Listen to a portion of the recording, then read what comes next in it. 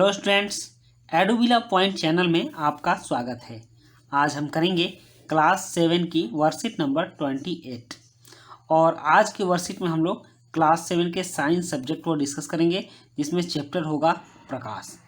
हम लोग पिछले 2-3 वर्कशीट से प्रकाश चैप्टर को पढ़ते आ रहे हैं, तो आज की वर्कशीट में हम देखते हैं कि हमें क्या क्या जानना है। कह रहा है, जब आप समतल दर्पण में अपना प्रतिबिंब देखते हैं तो क्या यह ठीक आपके जैसा दिखाई देता है?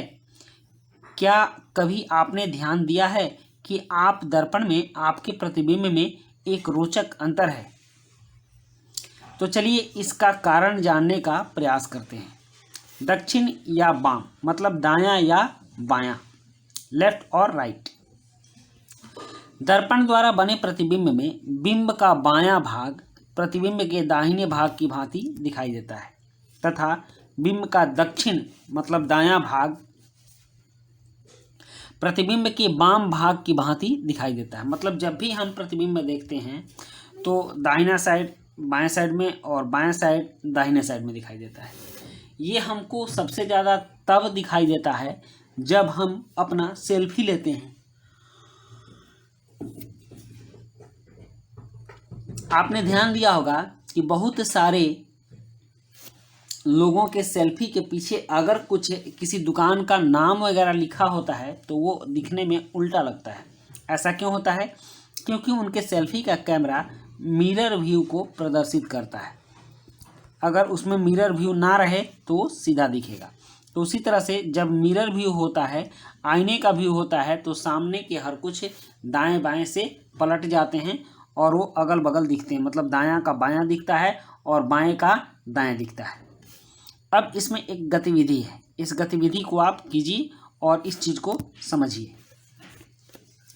गतिविधि यह है, एक समतल दर्पण के सामने खड़े होकर अपने प्रतिबिंब को देखिए। आप ड्रेसिंग टेबल के आगे खड़ा हो जाइए या फिर कोई दर्पण हो तो उस दर्पण के आगे खड़े हो जाइए। अब अपने दाहिने हाथ को ऊपर उठाइए। आपके चित्र वाला जो व्यक्ति होगा वह अपना बायां हाथ उठाएगा। अब आप यह देखिए कि आपका प्रतिबिंब अपना कौन सा हाथ ऊपर उठाता है। मतलब कि जब आप दाहिने हाथ को उठाएंगे तो दर्पण का प्रतिबिंब अपने बाएं हाथ को उठाएगा, और जब आप अपने बाएं हाथ को उठाएंगे तो दर्पण का प्रतिबिंब अपने दाएं हाथ को उठाता हुआ प्रतीत होगा। जैसे आप देख लीजिए, इस बच्चे ने यहाँ अपना बायां हाथ उठाया, जबकि दर्पण में ऐसा लग रहा है कि इसने अपना दायां हाथ उठाया है। इसके बाद आप अपने बाएं हाथ में एक पुस्तक लीजिए और देखिए कि आपके प्रतिबिंब में पुस्तक किस हाथ में है। आप देखेंगे कि प्रतिबिंब में दायां बायां दिखाई दे रहा है, वह बायां दायां दिखाई दे रहा है। जो दायां बायां दिखाई दे रहा है वह दायां बायां दिखाई दे रहा है और बायां दायां दिखाई दे रहा है। मतलब राइट लेफ्ट दिखाई दे रहा है और लेफ्ट राइट दिखाई दे रहा है। इस चीज़ को आप अनुभव कीजिएगा। उसके बाद है, राम ने रोगी वाहनों पर शब्द एम्बुलेंस को चित्र की भांति लिखा देखा। मतलब एम्बुलेंस जो है इस तरह का उल्टा लिखा हुआ दिखता है। राम ने अपने शिक्षक से इसका कारण पूछा तो शिक्षक ने बताया कि रोगी वाहन के आगे जाने वाले वाहनों के चालक अपने पीछे का दृश्य दिखाने वाले दर्पण में वाहन को देखते हैं तो वे रोगी वाहन पर लिखे एम्बुलेंस को स्पष्ट पढ़ सकते हैं और उसे आगे जाने के लिए रास्ता दे देते हैं।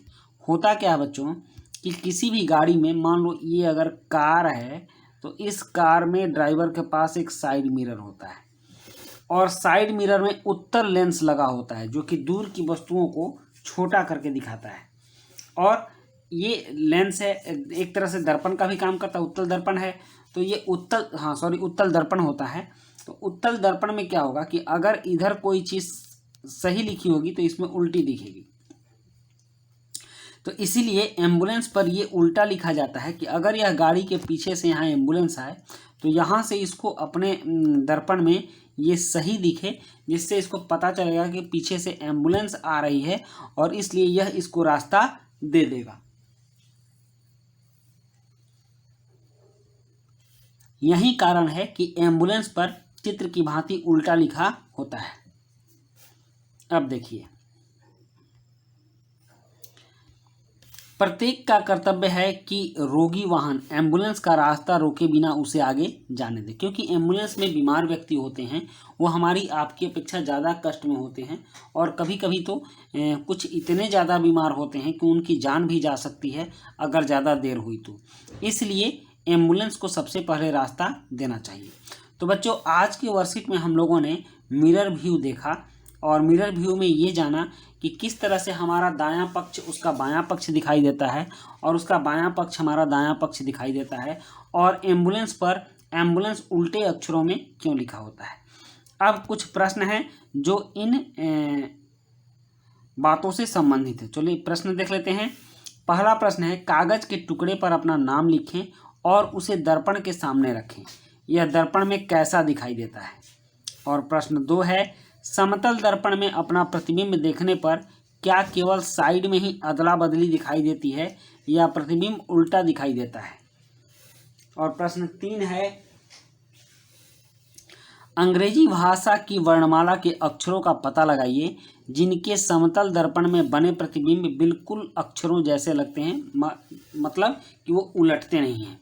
तो चलिए अब इन प्रश्नों का उत्तर लिखते हैं। इसके लिए हम लोग आंसर शीट पर चलते हैं। प्रश्न 1 है, कागज के टुकड़े पर अपना नाम लिखें और उसे दर्पण के सामने रखें, यह दर्पण में कैसा दिखाई देता है। तो इसका उत्तर है, यह दर्पण में उल्टे अक्षरों में दिखाई देगा, क्योंकि हम जानते हैं कि दर्पण किसी भी चीज़ को उल्टा करके दिखाता है, बाएं को दायां और दायां को बायां दिखाता है। उसके बाद प्रश्न 2 है। प्रश्न 2 है, समतल दर्पण में अपना प्रतिबिंब देखने पर क्या केवल साइड में ही अदला बदली दिखाई देती है या प्रतिबिंब उल्टा दिखाई देता है। तो इसका उत्तर है, प्रतिबिंब केवल साइड में ही अदला बदली दिखाई देती है, क्योंकि बच्चों हम लोग जानते हैं कि समतल दर्पण वस्तु के समान आकार का बराबर और सीधा प्रतिबिंब बनाता है, यह कभी भी उल्टा प्रतिबिंब नहीं बनाता है, इसलिए उल्टा दिखाई नहीं देगा। उसके बाद समतल दर्पण की एक खासियत है कि वस्तु दर्पण के जितनी आगे रहेगी प्रतिबिंब दर्पण के उतनी ही पीछे बनेगी। ठीक, तो इस तरह से हम इसको समझ सकते हैं। उसके बाद प्रश्न 3 है, अंग्रेजी भाषा की वर्णमाला के अक्षरों का पता लगाइए जिनके समतल दर्पण में बने प्रतिबिंब में बिल्कुल अक्षरों के जैसे लगते हैं, मतलब कि वो दाएं बाएं उनमें परिवर्तन नहीं होता है, वह सेम टू सेम दिखते हैं। तो ऐसे 11 अक्षर हैं, AHIMOTUVWXZ। ये सारे जो अक्षर हैं यह दर्पण में बिल्कुल वैसे ही दिखेंगे जैसे कि हैं। आप एक प्रयोग कीजिएगा और मुझे बताइएगा, आप इन सभी अक्षरों को एक कॉपी पर लिख लेंगे और दर्पण में देखेंगे, ये सही दिखता है कि नहीं। कमेंट बॉक्स में आप हमको बताइएगा, क्या इनमें कोई ऐसा भी अक्षर है जो उल्टा दिखता है या फिर सारे अक्षर सही दिखते हैं। आप इस चीज़ का क्रियाकलाप गतिविधि करके आप कमेंट बॉक्स में ज़रूर लिखिएगा कि ये सारे सीधे दिखते हैं या नहीं। तो बच्चों, ये थी आपकी आज की वर्कशीट, और आज की वर्कशीट में हम लोगों ने प्रतिबिंब के बारे में जाना और मिरर व्यू के बारे में भी जाना। तो वर्कशीट आपको कैसी लगी आप कमेंट बॉक्स में लिखिएगा, और आपने अभी तक अगर हमारे चैनल को सब्सक्राइब नहीं किया है तो सबसे पहले चैनल को सब्सक्राइब कर लीजिएगा, तब बेल आइकन का बटन भी दबा दीजिएगा ताकि सारे वीडियो के नोटिफिकेशंस आप तक पहुंचते रहें। मिलते हैं नेक्स्ट वीडियो में। Thank you.